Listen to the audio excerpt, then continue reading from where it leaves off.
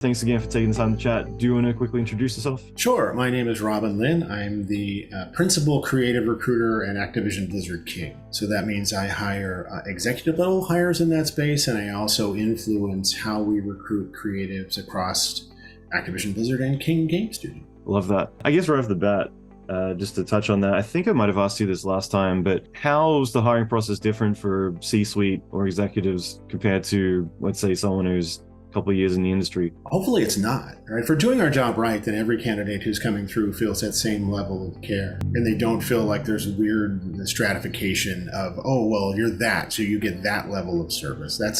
Our goal is not that. Our goal is that everyone feels like they're being taken care of. If we are trying to coax an executive out of a job that they love, which is 95% of the case, I think that's 95% of the case in all of recruiting, at least in the industries that I know, which are animation. Probably not sitting around looking, why is no one calling me? Right. Yeah. We tend to source candidates rather than go through the applicant pools. Like often the applicant pools will be an afterthought. Like, oh, we've sourced all we can. Let's look into the buckets and see who's in there. So with that in mind, we're doing our best to, again, provide that level of service. Executives may take a little more coaxing. It may take more emails. It may take more conversations because we're looking to identify what they're looking for in a new role, what challenges they're looking for, and how that matches with our needs. Executives tend to be a little bit more bored than I think artists in the field, because artists in the field are meeting a different challenge with every shot. Mm-hmm. I don't know if that's the case if you're a senior marketing. You may be working on the same project for a bit of time. Where you're not looking for the same opportunity. You're looking for the structure. Yeah. I mean, I think that most executive level candidates, there's an element of boredom that kicks in after a number of years, and that's what we're tapping into. Like they're happy at their job, but they may feel a little bit bored. The happiness and boredom, they get really close together because you're not feeling challenged all the time. You sometimes can kind of get into that space, and that's the fulcrum that we'll use to try and lift them out of that role. I think that's good. People typically have opportunities. Like I like this when I am speaking to people who've obviously got a lot of opportunities on their plate. I always get really intrigued by asking how they decide on what projects to take on or what opportunities to take, because at that point everything's opportunity cost. It's not, oh cool, I'm going to get this cool thing. It's, all right, well, I'm going to miss out on this. Like we were just talking right before this about certain director positions I'd turned down because something else came along, but it takes longer to coax that person because they're obviously trying to fish through like, well, which metrics really are going to matter in the long run. But I think the main thing is that the more high in demand people, especially at say executive level, it's not going to be like, let me go get another of the same thing. It's going to be either more money, more opportunity, or I'm looking for something different, exciting. It's the intrigue of, I've been doing this and I'm looking for something different. It's not going to be, I got to get a job, Yeah, it's no longer, I need to make my rent, although certainly the more your income increases, the more your expenses tend to follow right behind. But they're looking to fill out a resume in a different way. I mean, I'll use myself as an example. I was at Sony, I think we've talked about this, I was at Sony for 13 years and then part of a massive layoff. And it really kind of put a shock into my system because I was still of that school of thought, like, oh, I'm at Sony, I'll be at Sony until they hand me a gold watch and kick me out at 65. No, not the case. But I recognized that I was a little bit too fat and happy in that role, and maybe not taking advantage of all the opportunities that were set before me. I was kind of, if I'm honest with myself, kind of coasting. And since I left that position, or that position left me, I've really changed my philosophy. I tend to stay at places 3 to 5 years. Or I tended to. The clock is running out on me. I'm 61, so I don't know how many more studios I have left in. But I was constantly looking for kind of warning signs, like, uh-oh, I'm getting a little bored. I know everybody's name. I know everyone's kids. It's time to go. And from a recruiting standpoint, we used to look for people who've been in a place for 10 years. Like, oh, they must be good. They've been at Disney for 20 years. Now we look, it's like, oh, they've been at Disney for 20 years. They don't know how to do anything any other way other than the Disney way. So if we want to do things the Disney way, if we want that sourdough starter to come in over here and start, doing that, fine, we'll go after that person. But otherwise, that's kind of a warning flag now.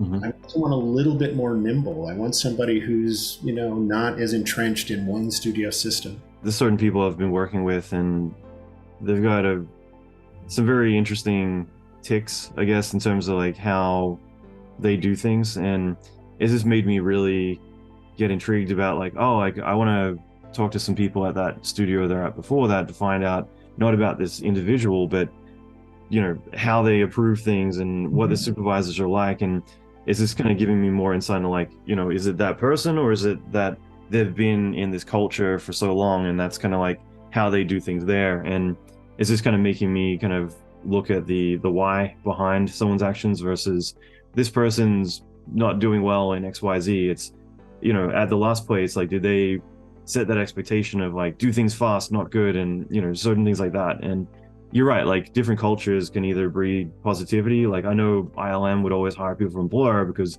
Blur would do shots in 3 days, not 3 months.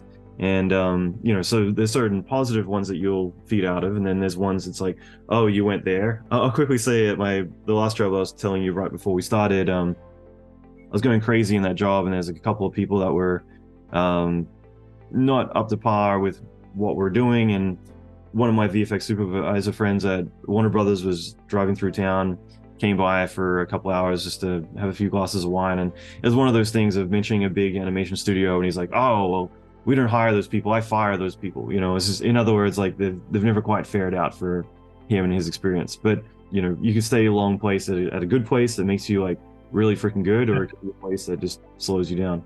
Obviously, I'm not going to name names in this studio, but there were studios like, oh no, we can't go there. A lot of those studios are now defunct, but there were definitely cultural red flags that we would avoid. Like if you went to their SIGGRAPH party and there were go-go dancers hanging from the ceiling, like maybe not this leadership team. Late 90s, like that seemed to be the norm. It's like, oh, gamers and nerds, give them girls, instead of it being a bit more normal. But if it's still happening today, then it's just it's problematic. Exactly. And I'm curious, just on that topic, like what, as long as you're comfortable answering this, like what's the longest you've ever pursued someone? In other words, like then how long did the negotiations go for? Is there any months? When you've been recruiting for a minute, and I think I've been recruiting full-time since like 1998, it becomes casting more than recruiting. You start like, who did I work with and had a really good time with a difficult crew? It was really good with young talent. What opportunity do I have here that's presenting? So the actual process goes pretty fast, but the consideration for a role may extend back years. It's like cultivating a garden. We're out here in Northwestern Virginia now, and my hobby of gardening is becoming more of a part-time job. But I'm planting trees now that I probably will never see fruit, right? It's just the way they mature. It's going to take 10 years for this tree to really get going. I don't know if I'll be here in 10 years. So recruiting is kind of like that. You start looking for people who can kind of fill these roles, and watching how their careers develop and seeing how they face challenges, and then matching it with a role that comes up. Again, we talked a little bit before the podcast that my current employer is probably not hiring me for my abilities. Now they're hiring me a lot for my Rolodex and for the people I've worked with, because it's a bit of shorthand. Oh, I know how that person's good. It's like, oh, it's J-Red? I know J-Red. J-Red's great with a green team. So weird. I was literally just thinking of J-Red. Yeah. As you were talking. One of my favorite VFX supervisors, he and I met on Stuart Little a million years ago, right after he left Rhythm and Hughes, where he was working on Babe. And Jay's one of those guys that, I got a message from him a couple of weeks ago. And I haven't talked to Jay in a year, but not every year we'll just tell, hey, what's going on with you? And just keep that relationship going. Because if we ever move into that space at my current employer at ABK, like Jay's one of the first people I want to reach out to. Absolutely. I love Jay. He's just got a good eye, and he's great with the team. And he's He's really smart. Yeah, The studio that I work with now, Refuge, they've done a lot of work with Jay in the past as well, which has been great because, yeah, I literally was talking about him the other day, and because I've never worked with him, and yeah, they were just saying like he's the best to work with. He's just very patient. He knows what he wants. He's fully understanding and just, has a great eye. Like, yeah, everything that you're saying. Again, it seems to be the recurring theme here. Like the job that I took on now, anywhere I go, it's always going to be, what can I bring to the table? I'm always thinking that myself, because if I can't think of good laundry list of stuff, then I feel like it's probably not a good fit. So like, as much as there might be things that I want, I got to make sure that if I'm going to command the salary that I want and everything else, I want to confidently go in there knowing, well, here's everything that I can bring you. And Rolodex is always one of those things. It's like, well, I've been around the block a few times. I know everyone. So whether it's clients or whether it's future employees, like those are the things that once you've built and established that foundation, then that becomes part of your resume. Is like, well, I know plenty of people. It doesn't need to be, I can, do all these other things. It's, I know all these people, I can do these 3 other things. Like, that's what I'm bringing. That's what you're hiring. I've just come back from 3 international speaking engagements. I feel very posh lately because I've been in the United Arab Emirates. An autoresponder is like, I'm in Paris. Fuck you. I know, right? Fuck what? Yeah. I've been very lucky with travel. Like, I've seen the world and never had to pay for it because I've just gone to speaking engagements and all that type of stuff. But I was just in Sharjah, which is right up or down the coast from Dubai, which is a more traditional section of that area. And then I was in Florence and then in Paris. And talking with students, and the topic is always, how do I get a job? How do I get a job? I'm scared. I'm graduating. My parents didn't want me to do this. When I sat down and told my parents, we were likening it to coming out. I came out as an artist to my parents. They were very disappointed that, that they were not going to, have a doctor for a son. They're going to have an artist. And that was talking with these students, that's such a traumatic experience, especially from more traditional backgrounds where, like, wait, what? No, you can't do that. You've got to be whatever. But you mentioned, one of the reasons that we get hired is because we've been around the block a minute or two and we know people. But those that are looking to just get in the industry have to understand what they're bringing to the table as well. Mm-hmm. You can't just go into an interview and say, I'm going to sit here and learn from everybody, because that's a taking relationship. I'm going to take knowledge from you. You've got to, at every stage of your career, be able to quickly state, this is what I'm bringing to the table. This is how I will make your studio better by you bringing me in. And again, it's easier for us that have been here a bit, but students also have that. It can bring their desire to work hard. It can bring fresh ideas. I remember, hiring emerging talent in the past, and one of the weird kind of side effects of hiring green talent was that the more mature talent felt threatened and they worked harder.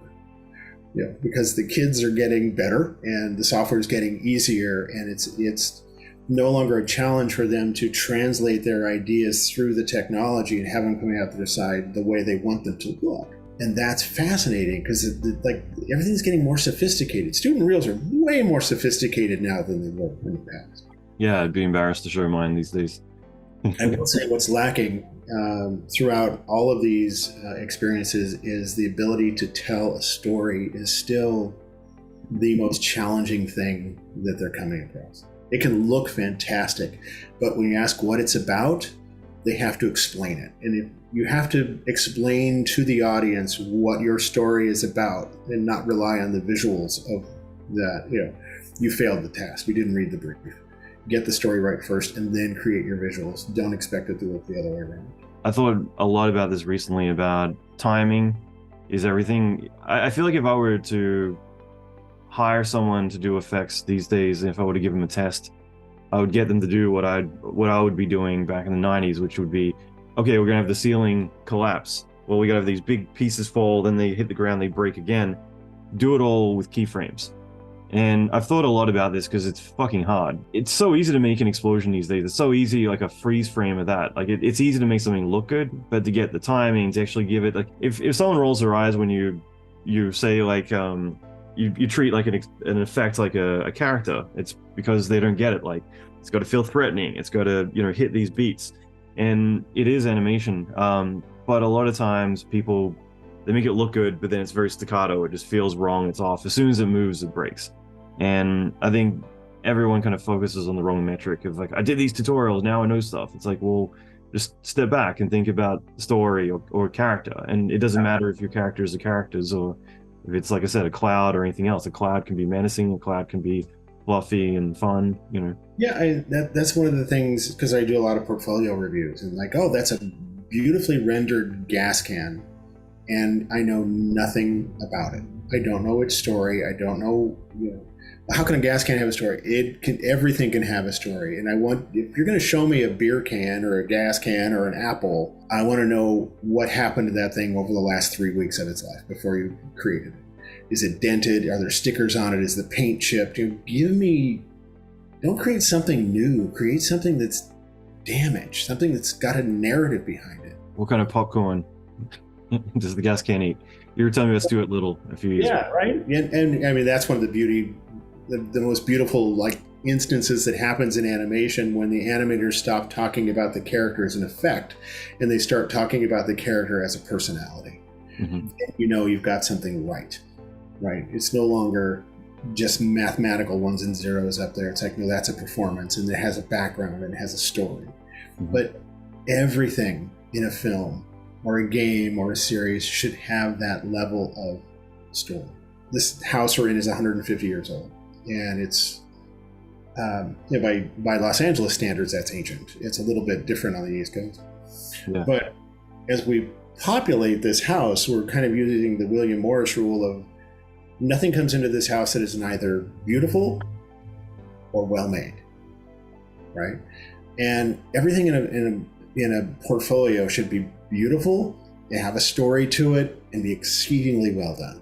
So that logic, kind of flows through it. And so much of what I see in even professional portfolios feels like just breadcrumbs in the oatmeal. It's like, okay, you put this in here because you needed 5 other pieces to fill out your portfolio, but it doesn't work. It doesn't read.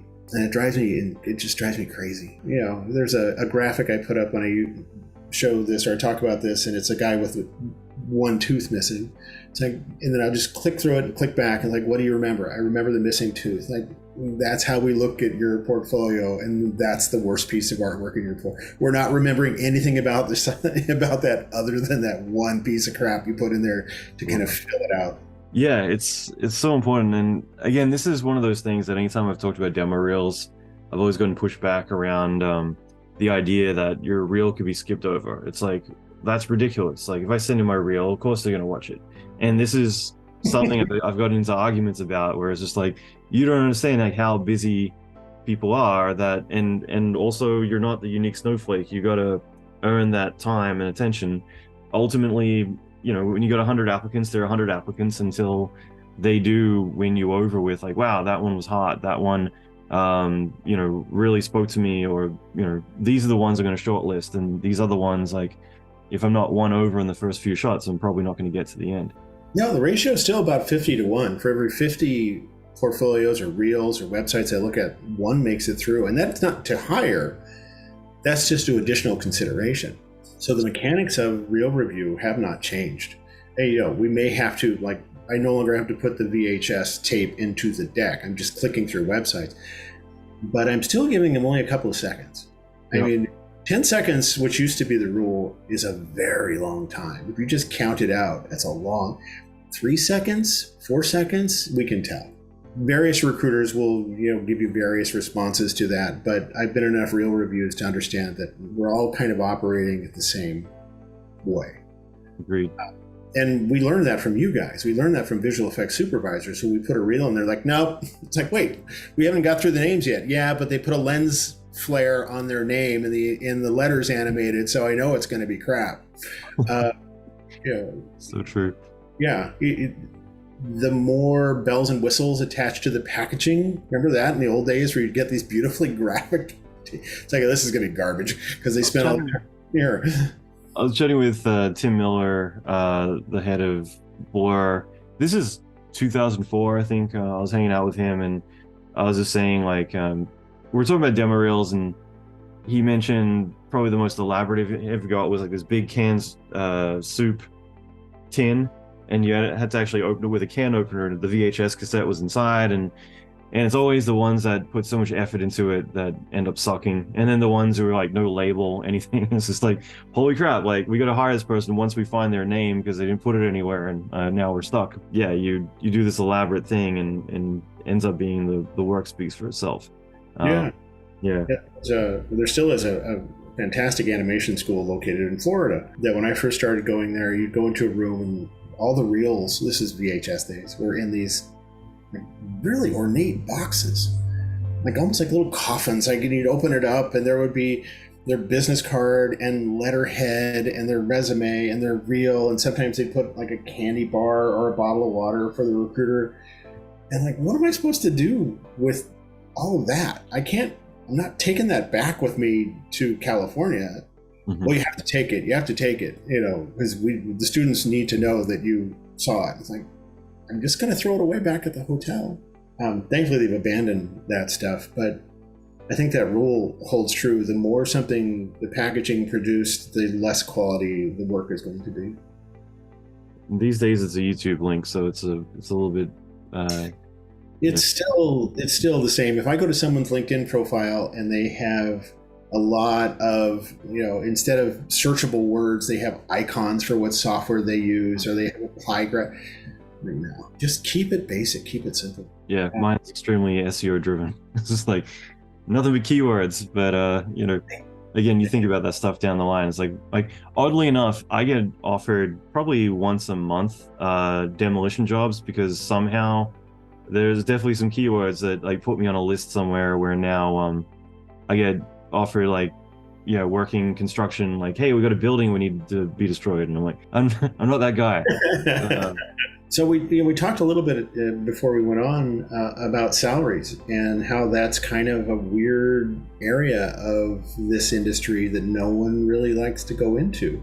We're all going to face it. If you're changing jobs or if you're looking for a new job, one of the motivators is going to be, how is this going to better my financial situation? It's certainly something with emerging talent that I get asked because they don't know. Like, what does an animator make? What does a visual effects, an entry-level visual effects artist make? And just so we're clear, normally I kind of downplay the salary over things like studio culture or opportunity to grow.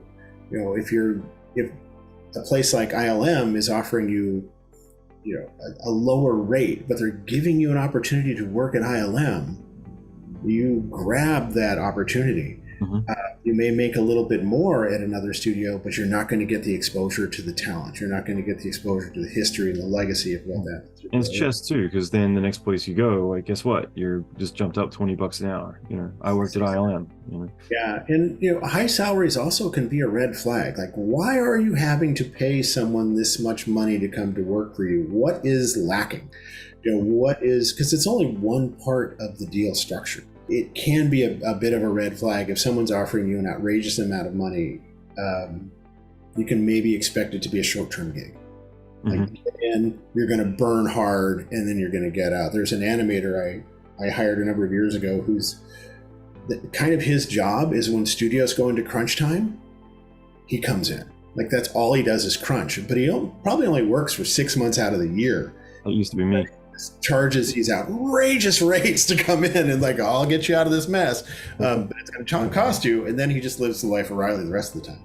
I tend to tell people to go to the union website. 839, the Animators Union, has all of their information public facing, and it will give you base level stuff. It will tell you what the minimums are. In California, where I did the majority of my work, it was a terminatable offense to talk about your salary with your peers. That has changed. It's no longer. But I still think it's a bad habit to get into. Maybe I'm a little bit more European in my way of thinking about money, that it's something that it's nobody's business but mine and those in my immediate family who will benefit or not by my efforts. But I don't like the idea of just talking about it openly. And I understand there's a reason for it. I understand that if people feel like they're being taken advantage of, they want to know. Mm-hmm. Are we all being taken advantage of, or am I just being taken advantage of? So I understand when those conversations happen, but I think those are extremes and maybe not the norm. That could be my ignorance talking. It could be happening a lot more frequently, but I think it's happening a lot less than it did in the past. I think we've gotten a little bit more socially aware of what's happening in our industry. Do I think rates have deflated? Yeah, I think rates have deflated over the years. I think things have gone down from where they were in the 90s. Mm-hmm. It's just there's a lot more of everybody now. That's it. But again, it helps you understand that, like, I got to stand out. If I want to earn more, then I got to figure out, like, how to earn more. Kind of like 50, the short list being 50 people, for one person to get hired. Well, that could be deterring for a lot of people, but it's like, well, how do you just assure yourself that you're going to be that one person who gets hired? Like, if anything, it just shows you, like, well, what do I got to do to stand out? What do I got to do to do that? It really comes down to personality. I've got friends who will talk about salaries and things like that with me, more because it's like, oh, Amazon's paying that person 500 grand over here and here. And I think that also when you're talking about like previous jobs or whatever, it's like, oh, back then I was earning $500 a week or whatever. But the main thing that I look at differently, especially now, because like there's people I work with who are throwing their salaries around, and I'm not ever going to disclose that. And I think because what I think you're referring to is like when you're working with a bunch of people and you're all disclosing what you're doing, like there's no positive outcome from that. It's either going to breed animosity or it's going to, just really kind of screw up the ecosystem. It's a little bit different if it's like, oh, back 5 years ago, like, I was earning whatever, but it's just not a healthy thing in the environment you're in. It's kind of like pointing out everyone as a Prius when you go to Porsche or something. Well, I've gotten those spreadsheets on a Thursday afternoon from finance where it's like, okay, you've got to cut half your staff, because we don't have the work to support 300 artists. You've got to cut 150 people. The first pass you do is kind of looking for the high poppies, right? It's like, oh, wait, this guy's making 20% more than everybody else. Is he or she creating 20% more value? Mm-hmm. Like, are they doing 20%, or are they just kind of, they just had a really good deal because whatever reason? But if they're not performing that 20% more, then they're probably going to get cut. My goal was always like middle of the pack. I just want to be in the middle of the pack. Just like throw me in with everybody else. Yeah. A percentage up or two, that's fine. It's not going to make any difference to me. At some point, it just becomes off greedy, and that's not a good look to have. I think you bring up a good point about like it should never be anyone's goal to blend in, but at the same time, I'll say that I'm very happy with the salary that I earn where I work. At the same time, that actually was a thing where I had pointed out that like if I come on for X amount, like I don't want to have a target on my back, as in like, in other words, I don't want animosity of like, this person's worth two of someone else.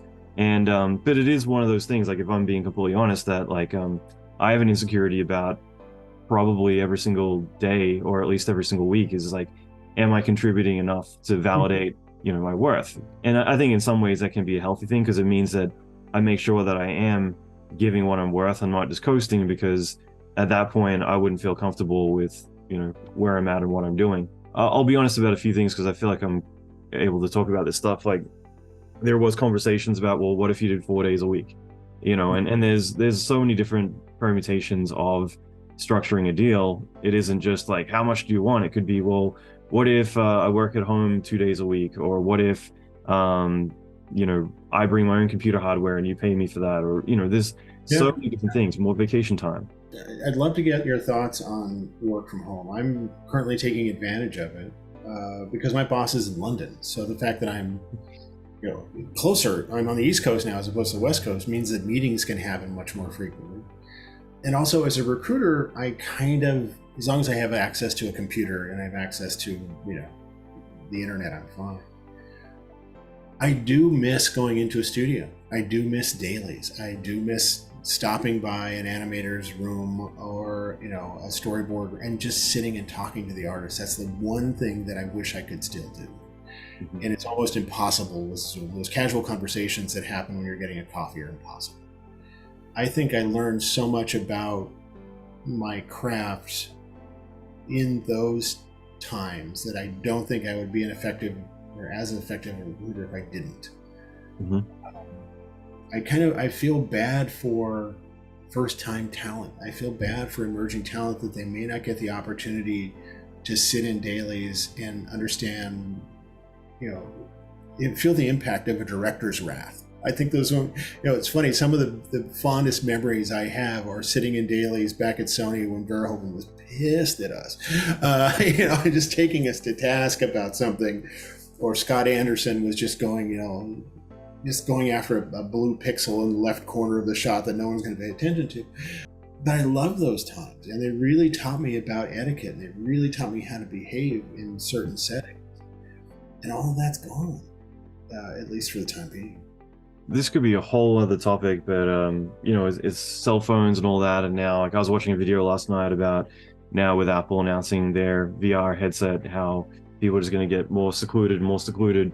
The reason I looked for a staff job was because I've kind of been working on my own for the last 15 years, and that's because then I could do multiple jobs, and I just did it all as bids, so that way I'm not charging hourly, and it meant that I could say X amount for this and this and this, and I just wanted to be around people again. And so for me, the selling point was a local studio, go the best, and get to work with amazing talent. And I do think about that a lot. Like, I feel like senior people are able to manage themselves better, but I feel really bad for junior people if they were 100% remote, because that's just, it's not the same ecosystem. It's very, there's a wall between you and everyone else. The work is rewarding, but the relationships are why you're there. Yes, you will get a job if you're good at what you do. If you can create quality shots, you will get a job. You will get a job faster if you're with other people and you're building those relationships and they know they can trust you. And a reel doesn't convey who you are as a person, and that who you are as a person is going to lead to that next opportunity more than that work will. When we hire somebody, one of the first things that happens is, all right, who do you like? Like, who have you worked with in the past that we should be talking to? Who do you have that shorthand with?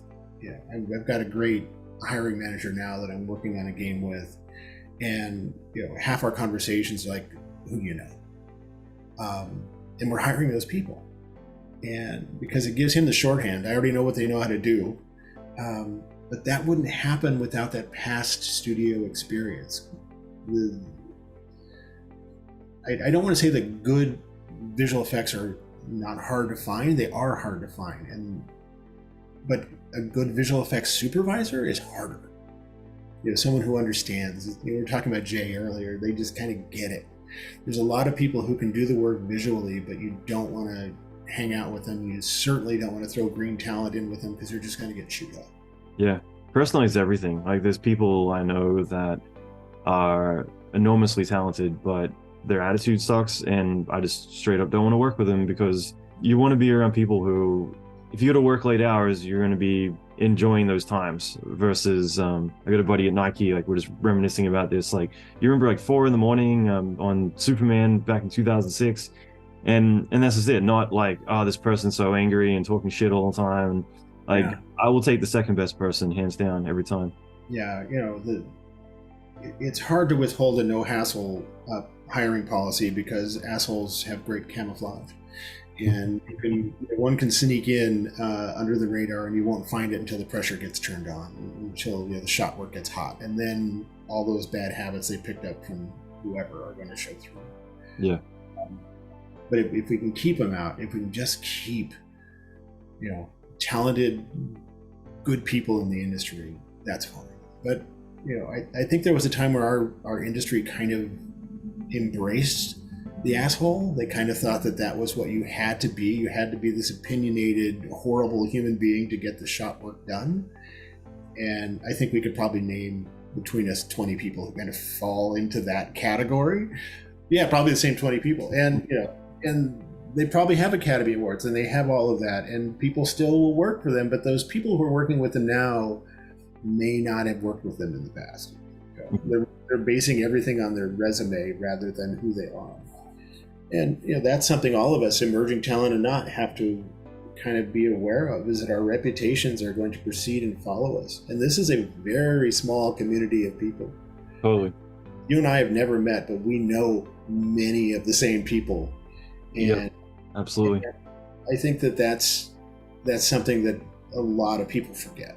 It's one of those things too, like I have seen people who've got the worst reputation, we probably know them, in the industry, and then it becomes, well, the stories can't all be true. Like, nobody's that bad. So when you're that bad, you're going to default back to being good.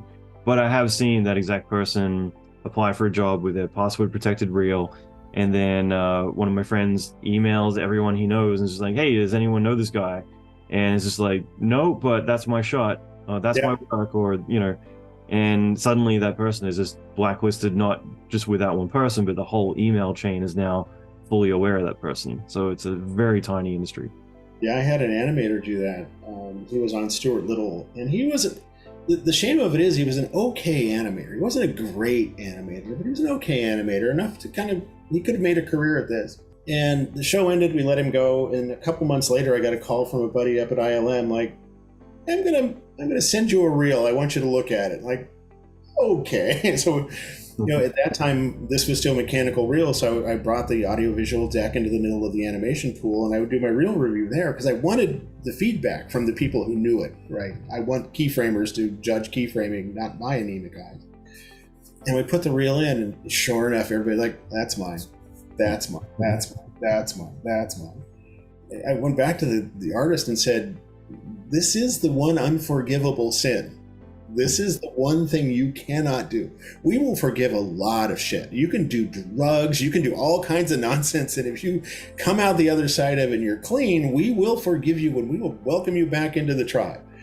You knowingly steal another artist's work and claim it as your own, you are ostracized. And I kind of went on a bit of a mission to keep that person out of the industry. It was funny because this was at a time he got a job at another studio, and one of these artists whose shots he had stolen, they passed each other in the hallway, and the artist whose shot he had stolen decked him and just laid him out in the hallway and just kept running. It's like, there are some things you can't get over, and that's one of them. Don't steal other people's work. It's dirty because it can also make the other person, because I've seen this happen, they get accused of stealing the work, and because maybe they're not the outspoken a-hole like the other person. And I've had my own reel sent to me at least twice applying for a job, which is just hilarious.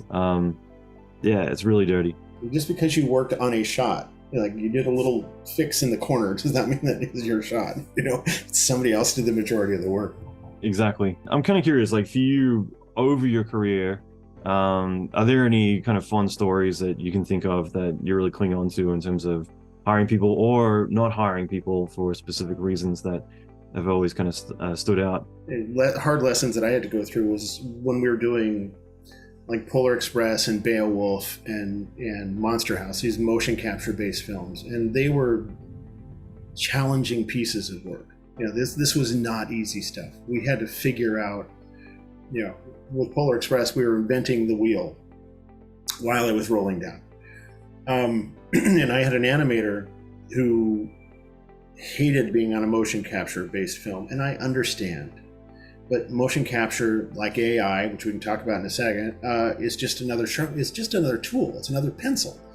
You learn how to use it properly, and you will be better coming out the other side. But this animator would go into the animation supervisor's office on a weekly basis and just bitch about how working on a motion capture based film was just like eating his soul. He was just dying and being very dramatic, not thinking that that film is going to end. This isn't in perpetuity. We've got a release date. That film's going to end, and that director is going to have another project afterwards. And sure enough, that animation director was given Surf's Up, and Surf's Up was just a joy. Lydia Bonagoni produced that thing. Rob Brito was on. Rob's the head of ILM now. This was earlier in his career. Rob on the podcast a while back. Yeah, Rob and his brother Dennis are just two of the nicest people you could ever meet, and hyper talented. And this animator, I really want to get on that film. Well, the odds of you getting on that film after you whined and complained about how horrible Polar Express was, pretty high because you burn that relationship with that animation supervisor. And sure enough, it's not going to happen. Everything is temporary, and don't think that every other animator on that film was miserable too. Every other, they were all, nobody was having a good time.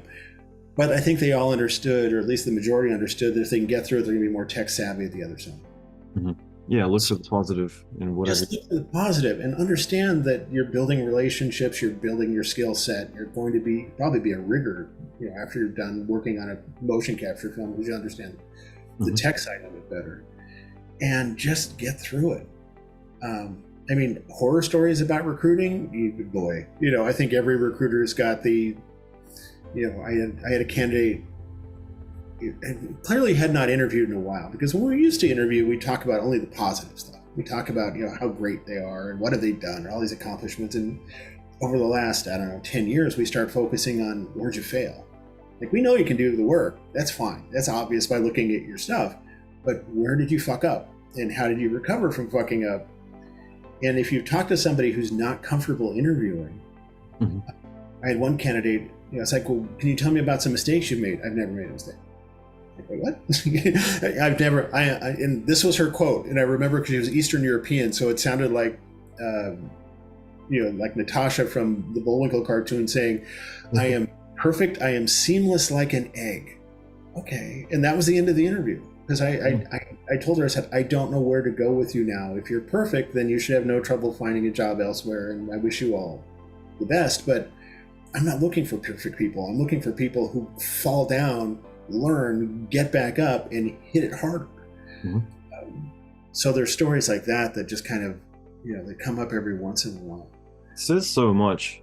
Yeah, I've had certain people who I've known for a long time, and I wanted to hire them. I heard they're moving into effects from rigging. It's like, oh, that makes sense, and there'll be way more opportunity. And hey, do you want to come and work on my show? And then, yeah, you ask them, like, how are you with this? It's like, I'm the best. It's like, okay, what about this? And it's like, then eventually it's like, well, what are you not good at? And to me, that's not me saying, why do you suck? It's, what are the things I should avoid giving you to set you up to win? And it's just like, I'm great at everything. Like, for me, the way I see it is just like, you don't have your finger on the pulse of like what you're good at, what you're not good at. I will like talk you to death on all the things I suck at and all the areas I screwed up, because I'm very self-aware of that. And it doesn't mean like I suck. It just means like, okay, I'm going to give that task to someone else because I could maybe do it, but I'm probably not going to do a great job. Someone else will knock it out of the park. Well, also, you're load balancing your team. Okay, I've got 5 people who are really good at this, but no one who's good at that. I need to hire for that. Yeah. To me, it's just a sign of someone being very immature. That doesn't mean that doesn't mean young. I've worked with plenty of older people who are very immature in our industry. But it's just this lack of self-awareness and this lack of that the world has changed. Every time I see a gaming champion that's a female character, the male character is wearing 8 tons of armor and carrying a 50-foot sword. And she's wearing practically nothing. Yeah, and she's wearing a leather bikini and carrying a mace. Like, come on, let's the world's kind of moved on a little bit from that. Let's catch up with the rest of what's happening in this space. I remember when Mortal Kombat 11 was coming out, I was talking with my wife about it because I kept going on YouTube and hearing all those people protesting, saying how that they're trying to make everything conservative and it's all woke and all this. And I remember at the time being like, yeah, that's stupid. And I finally just recently looked at all the original like previous Mortal Kombats, because it had been a while since I really appreciated that game, and I was just like, whoa, okay, like that's what they used to wear. Like, no, I can now appreciate the the new designs, and B, it's just yeah, like the trashy kind of 90s version of what game design was, especially for character design, especially for women.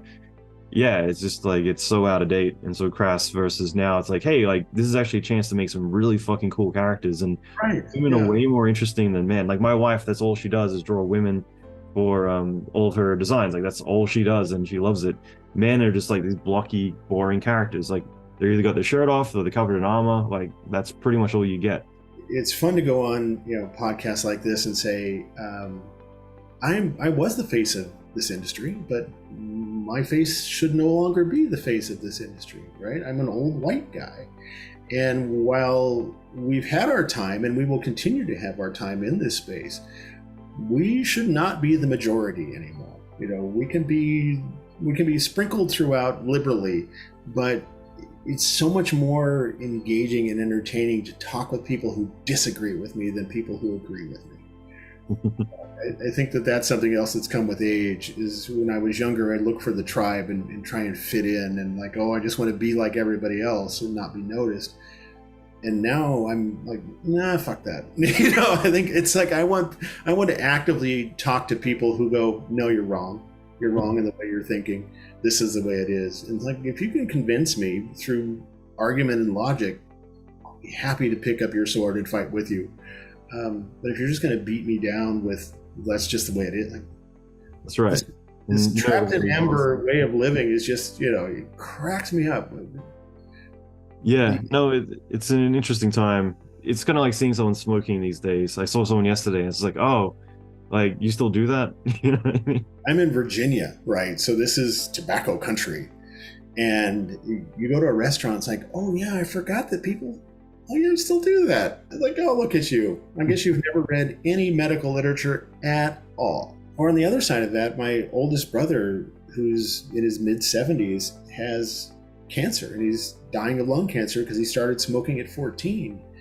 And he feels horrible about it. And I keep telling him, look, you had an entire marketing department for an entire industry targeting you.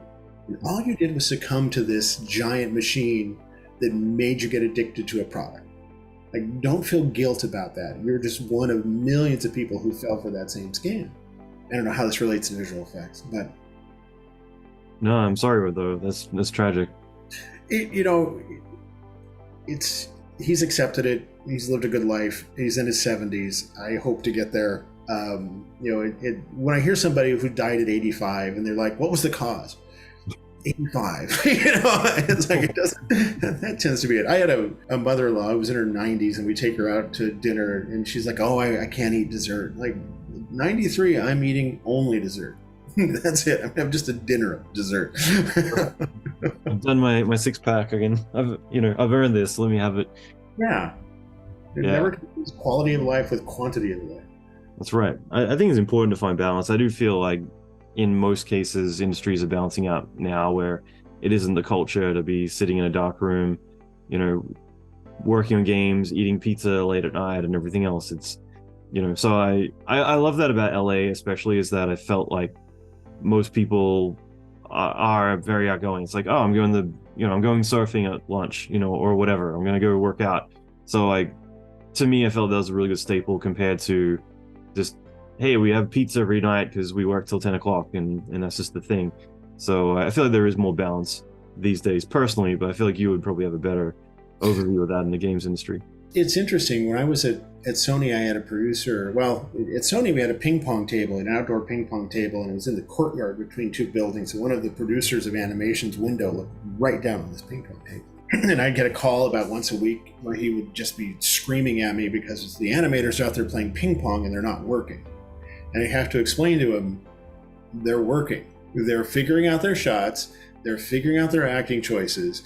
Then they will go back into the office and they will set the keyframe. Mm-hmm. But don't think that because they are not sitting at a desk that they are not contemplating precisely what they are doing. And I think that studios get that. I mean, gaming has some of the most progressive business cultures out there, where mental health is a priority, and flexibility and work schedules and all of that has just become the norm, because that kind of old school directive of sit down, shut the fuck up, and be creative doesn't work. It doesn't lend itself to that. You can squeeze blood out of people, but you're not going to get the best performances. You're not going to get the best of them unless you trust that they know what they're doing. Like, hire good people and get the fuck out of their way. Agreed. Supervisors are necessary, but they're necessary, to guide and to lead, and they're not there to just be nanny state. And that comes back to us. That comes back to recruiting. one of the things I love about this job is that we're the gatekeepers. You know, a bad recruiter can tank a studio because they can let all the idiots in. You know, they can really influence a hiring manager to hire. Well, they're really talented, but they're a little toxic. And once that's in the system, to drive everyone else out. It'll drive her, or it'll just, you know, it'll bring everybody down to that level. There are recruiters who allow that to happen because they get their kick from the hire and not from the culture a year later. Mm-hmm. You know, and that's where it's, you know, that's where our profession kind of gets a bad name. It's like, oh, you're just hiring butts in seats, and never hire butts in seats. You know, there was a time and a place for that, but that's long gone. Do you feel that's a thing with external recruiters? Let's say, you know, a headhunter that's hired outside the company where they're not looking for long term, they're looking for their paycheck. And agency recruiters. I have a lot of feelings about agency recruiters, and I'll probably get myself into trouble if I express them. I love my community. I had a great recruiting mentor, a guy by the name of Kenny Carvalho, who's... I know Kenny. Yeah, he's one of the best, if the best art recruiters in the industry. He's mercurial. People either love him or they hate him, and they often, in the same embodiment, will say, I love and hate Kenny. And I'm not talking ill of Kenny. He knows that. It's part of his brand.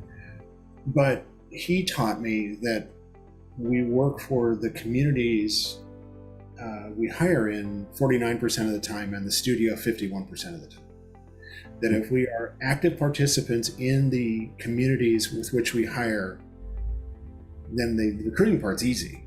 You know, if we're talking to people, if we know who's good, if we know the scuttle, we know what's coming on, we know what's happening, we're going to be better recruiter. And I don't know if agency recruiters have that luxury. You know, my experience with them is it tends to be a numbers game. I have to throw 50 candidates up against the wall in the hopes that one will stick, which isn't a bad metric. It's the same metric we use, but I think it's in the way it's handled. With my recruiting coordinator, we're doing a presentation on how to talk with candidates via email and how to engage them in a way that's not a template. You know, it drives me crazy when, like, you can tell when an animator is not in between, right? They're just letting the computer kind of do the work for them. Everything's kind of floaty and it doesn't quite land.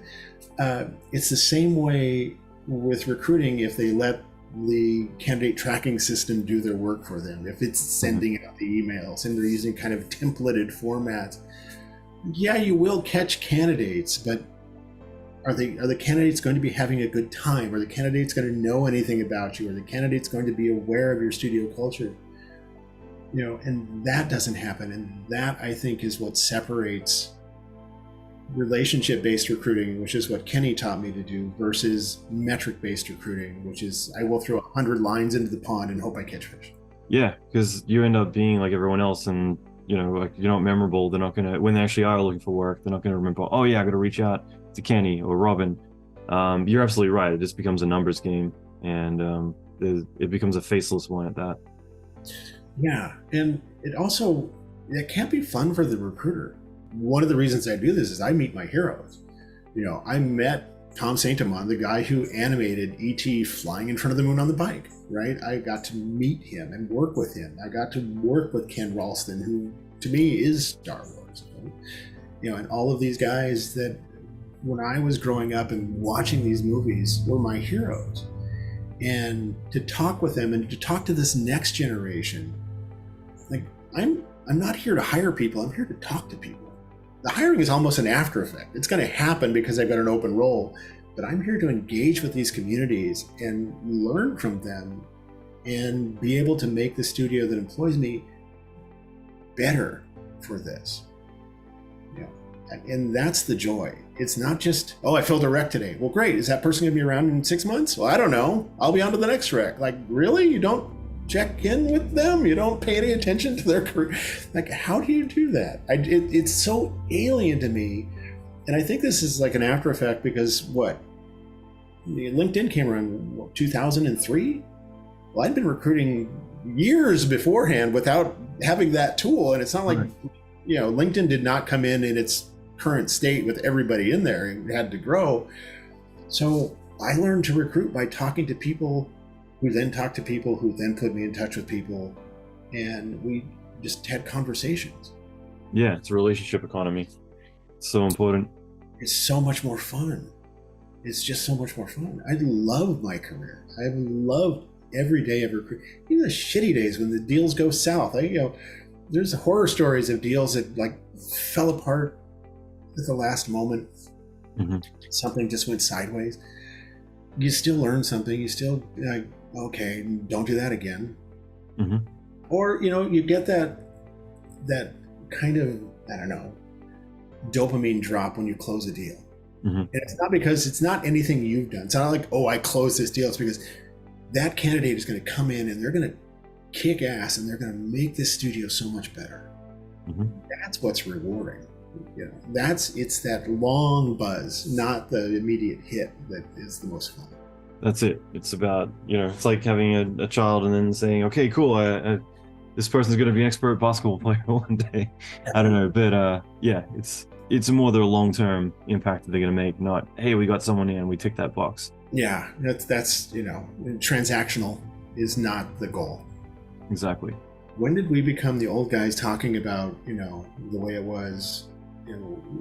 When I was working at a studio, I was talking with animators who had worked with Walt. Mm-hmm. They're all gone now. There's very few who work with Walt. Now it's the people who worked with the people who worked with Walt. And to hear their stories about what it was like back in the day, or talking to Ken Ralston, because I got to be, I wouldn't say friendly with him, but I got to be on good speaking terms with Ken. And every once in a while he would talk about, when he and Dykstra were on Star Wars, what it was like and the chaos. And, now I recognize like, oh yeah, I lived through the first Spider-Man films, with Toby and all of that. I lived through the first motion capture films and saw Sony Pictures Animation, come online and all the chaos that was that. It's a fascinating industry because I think we reinvent ourselves about every 15 minutes. Yeah, it's such a quickly evolving industry, but it's also one that's just building a massive following of more people waking up every day realizing like, wait, I can do that for a living. Yeah, the one thing that I am bothered by is that people do not look at film as reference as much as they used to do. Mm-hmm. Right? If you look at the early Spielberg stuff, you can see where he's just lifted shots. It's like I know exactly where you've taken it. And Tarantino does it all the time. You have just lifted, or Brian De Palma. It's a tribute. Yeah, it's like, an amateur borrows and a professional steals. And it bothers me when I talk to emerging talent. I say, well, there's a difference between a Bugs Bunny drawn by Robert McKimson and then one drawn by Chuck, and then late Chuck as opposed to early Chuck. Like, who? Like, how do you not know this? Or if you look at the beginning of Casablanca and then you look at the beginning of Raiders, like, this is the same shot structure. We are leading up to the reveal of this character to build this dramatic moment. There's this feeling that, it all has to come out of my head. It all has to be original. No, it doesn't. It just has to be effective. It has to emotionally resonate. And emerging talent seems to be allergic to anything that was filmed 10 years prior. It all has to be pop reference. It can't be something that was done in the 30s or the 40s when we were figuring this stuff out. And, if you do those shots now, you can lift one just spot for spot and no one would even recognize you were stealing it because they don't know the source material. There's people who reference the stuff that goes on now, which is so unoriginal a lot of the time. It's a variation of I don't know if you're familiar with the theory of homeopathic medicine, right? Where we will take a drop of the flu virus and we will put it in a swimming pool full of water, and then we'll take a drop of that swimming pool water and we'll put it in another one. We do that 100 times and we will have a very diluted version of the virus that we will now give to you that will stop you from getting sick. It's kind of the equivalent of that shot. That shot has been stolen and then restolen and then reinterpreted and restolen all this way through until the original source material is gone. And the reason it was so perfect just gets lost in the mix. So, when emerging talent are looking for that senior thesis project, like, just give me something that's been done, but done really well with your characters, and I'll be fine. I think the message there is to go to the source for inspiration, rather than just looking around you. Like, find the things that actually speak to you and why they speak to you, rather than just, well, this is what everyone else is doing, so I'll go do it too. We've got a great animation school in California that I love going to, but I'm a little bit tired of seeing the same style of characters done over and over and over again because they've become popular. Mm-hmm. It's a Ken Ralstonism that Hollywood is a dumb shark that eats money. That's one of the first things I learned when I got into this industry from him. And I understand that we're all just trying to mimic what made money for the last person. But at some point, it just gets so banal and so samey that it doesn't hold the sting that it used to. A lot of this animation stuff, it was so controversial within our communities when it first landed because it was so different. It's the difference between a Disney cartoon and a Ralph Bakshi cartoon are two vastly different things. But after a while, if they've just been mimicked, they've lost their sting.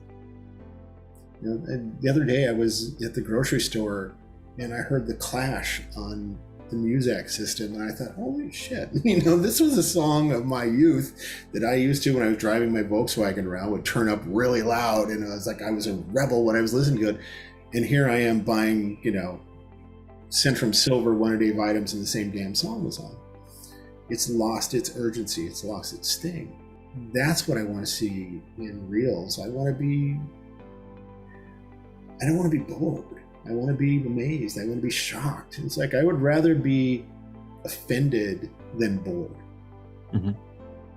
And that's why I love European animation schools, is because they don't put like a moralistic lens on top of what they're doing. They'll let their students handle topics that are a little bit too controversial for our schools.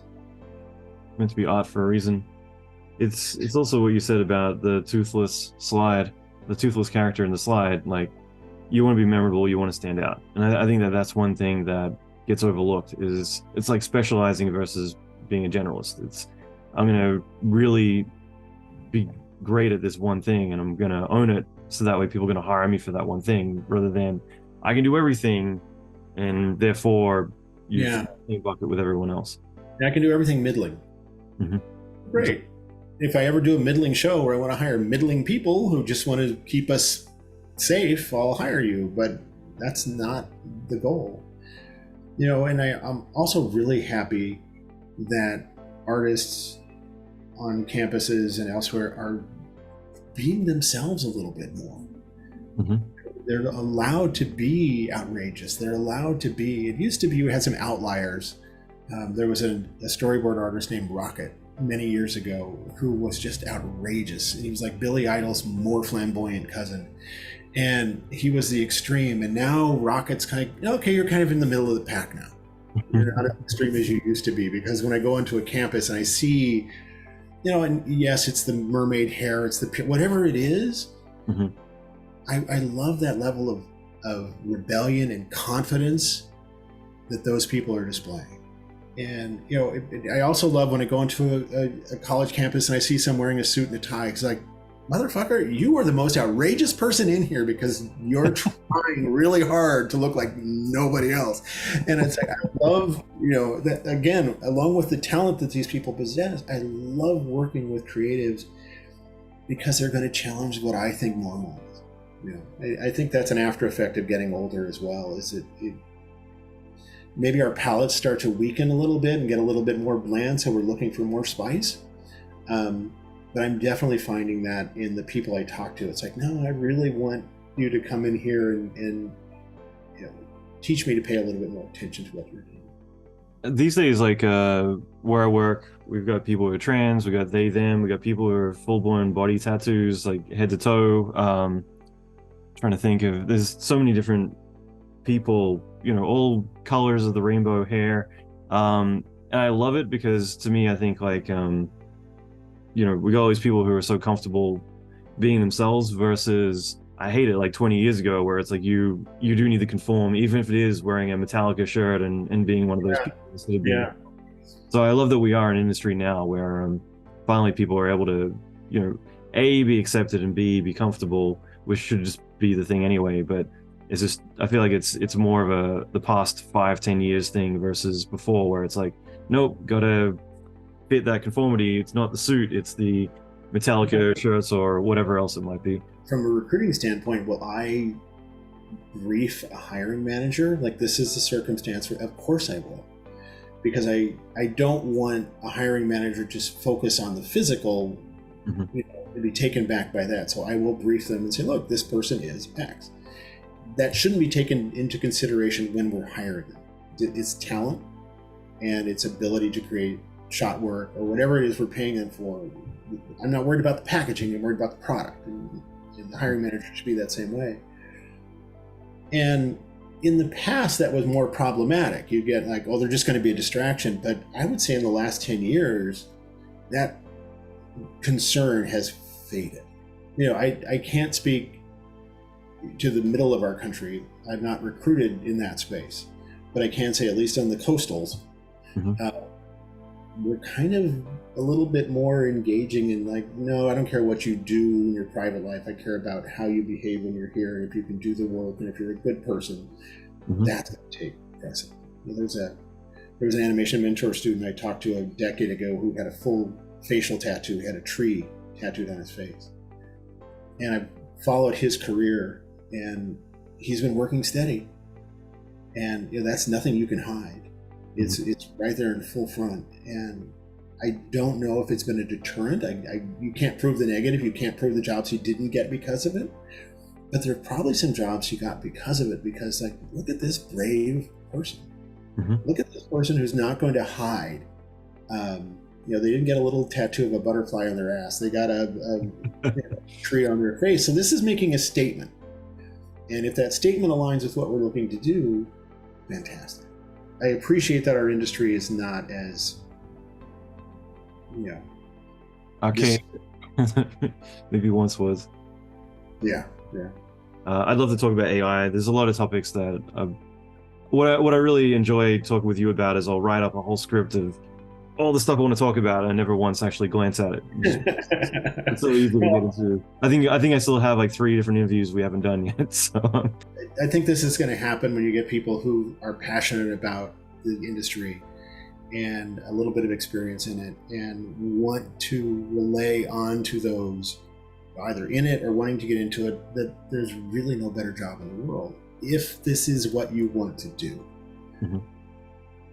And it's been the most rewarding career I could have ever hoped for myself. And it's funny to think about, like 4 years from now, I'm going to celebrate when I delete my LinkedIn profile and my 25,000 contacts will all be released into the wild. But I'll never stop watching the movies. I'll never stop watching the cartoons. That was a habit before I got into the industry. It'll be a habit long before I leave it. We are a purely imagination-based space. To wrap things up, I'm going to ask a pretty generic question, but Diablo 4 coming out or having come out, and so many other great projects that you guys do. What are the steps to apply for a job if you were wanting to work on the next Diablo game? What would be the perfect application in terms of just the broad strokes, ticks, and... First, know thyself, right? Be really honest with yourself. Go to someone who doesn't have an emotional attachment to you and have them look at your work. Right, an old college professor, someone whose opinion you trust. You get an understanding of what you're good at and what you're bad at. Then go to the jobs board and look for roles that are appropriate.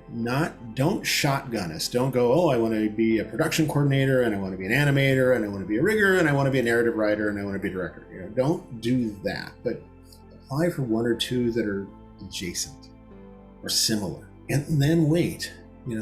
Recruiters do go through. We have sourcing departments who go through those every day, and they filter the work up. If you get a rejection, and the odds are you're going to get a rejection, it's just a math game. The best artists in the world that I've worked with have file folders full of rejection letters that they've got from over the years. My first one was from Blizzard, actually. Right, you're going to get one. But if you can, and if they'll answer, find out why. Mm-hmm. Find out why.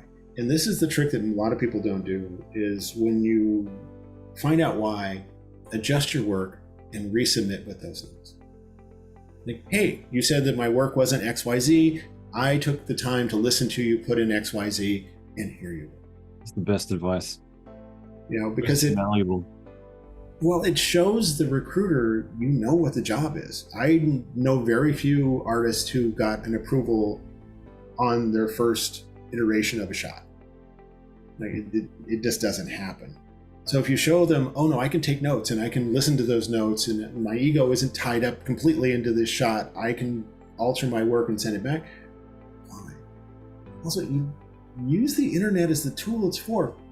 Reach out to people at a studio you're interested in who are doing the same thing you want to do and ask them, hey, is this any good? What do you think about working there? This box we have sitting on every one of our desks at home is a tool, and use it to your advantage. Start building these relationships early. Reach out to recruiters, reach out to artists, reach out to people who went to the same school. If you went to Cal Arts and all your buddies got jobs at XYZ Studios, reach out to them and say, I'm at Cal Arts now. What's it like there? That's probably the way in. Yes, you can get a job just by cold applying, but increase your odds by making yourself more than just a candidate, making yourself into a human being, make yourself into a person. We can reject profiles really quick. It's really hard to reject somebody you've had a conversation with and you know their spirit and you know that they're a good person. Those we can hang on to a little bit longer. I understand that everybody wants to be a character designer. I want to be a character designer. That's the hot job right now. When I talk to students, I want to be a character designer. It's like, well, okay, great. I'm sure many attorneys graduate from law school and go, I want to be a Supreme Court justice. But maybe clerk first. Maybe try and do something that's a little bit more reasonable to get in, and then build your skill sets. A lot of times when a recruiter says no, it's because we're actually looking out for the candidate because we don't want them to fail. We don't want to put you into a role where you're in over your head and you're going to ruin your reputation by just being poor at the job. Listen to the recruiters when they're talking to you. Our job is to hire you and launch your career, not just hire you and have somebody else fire you in 6 months. So listen to us when we're talking and we say, I don't think you're a right fit. And understand that when a recruiter says no, we're not saying no, we're saying not now. Just not now. Our needs will change, your talent's going to develop. Let's stay in touch. At some point it may happen. So stay away from that transactional mindset of, oh, they said no, I can never talk to them again. No, you continue to talk to them. And then if you love it, you should do it even when someone's not paying you. If you love animating, if you love whatever it is, it should still be occupying your time. And if it's not, I want to be an animator. Well, are you animating? Well, I haven't animated since I got out of school. That's you're not an animator anymore. You're a former animation student. You should still be able to talk about the craft. You should still be engaged in it. I understand life gets in the way. It does. You still have to find time. Love that. Elevate yourself above candidate to human being in any means possible. Going to events, talking to recruiters, finding out about a studio culture, engaging. Lots of people love a studio's product, but then they get into the studio and find that the environment that it's created in is not exactly to their liking. Mm-hmm. You want to work in visual effects and have a normal life where you only work 40 hours. I don't know if that's possible anymore. It's getting better, but I still think there's a studio in the Southern Hemisphere that works 60-hour weeks as a pretty regular basis. Right. So just be smart about it. Just be smart about it. Robin, I love that. This has been really great to catch up again, and I really appreciate your time. Where can people go to find out more about you? LinkedIn, that's probably the best way. I do have an Instagram account. If you want to see pictures of my garden, find me there. But I do try and keep my professional life and my private life as separate as I possibly can. I'll make sure to link to your LinkedIn in case anyone wants to reach out. But again, this has been so great, and I really value your time. Of course. And for those of you who do reach out to me on LinkedIn, feel free to call me out on my bullshit. If you disagree with me on something, that's an opportunity for us both to learn. So don't be shy about saying, hey, you're full of shit, and I'm going to talk to you about why. Great. We'll both come out of it better people. So, or if you liked what I said, it's always good to get an ego stroke. This has been really awesome, and I'm going to follow up again and keep battering you. I always enjoy doing these, and I've got a few ideas of, maybe something we could plan or something that could be a lot of fun. Sure. Let's do it. Take care. Really great seeing you. Take care.